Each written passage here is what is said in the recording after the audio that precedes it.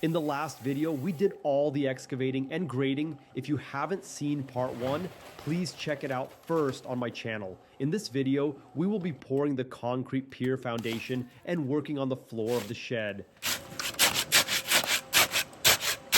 I'm using concrete tube forms to extend my foundation about 6 inches higher than the soil.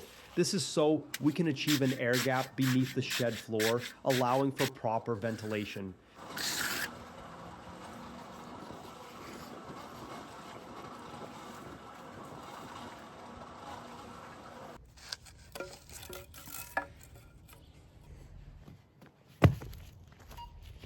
Now, we don't want any weeds growing underneath our shed. To prevent that from happening, we are going to add a layer of weed block fabric and cover that with a layer of gravel.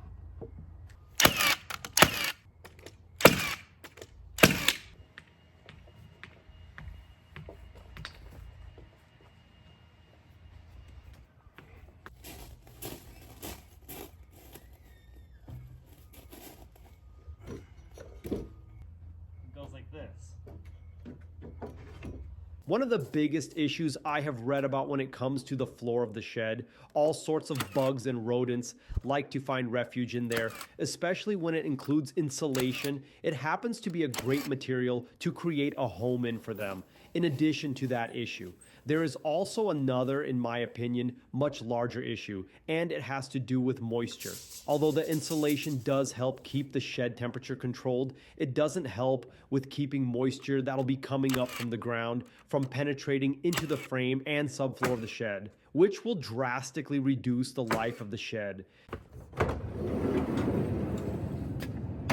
So, what I'll be doing is adding a 1-inch foam board insulation to the bottom of the floor frame, and unlike a plastic barrier, the foam board doesn't accumulate condensation, helping keep all the moisture issues at bay. But installing the foam board was no easy task. It was quite a challenge actually, and I finally managed to get it done using a construction adhesive as well as zip ties to keep it up against the frame while the glue cured.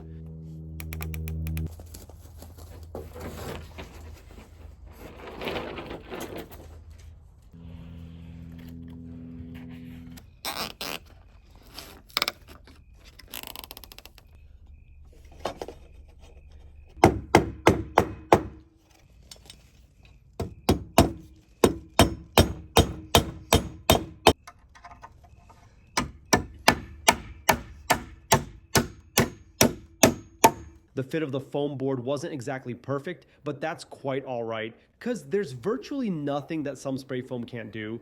I used it to fill any voids, as well as the perimeter of the shed frame. I've heard a lot of great things about this mineral wool, so I'm using that over typical fiberglass insulation.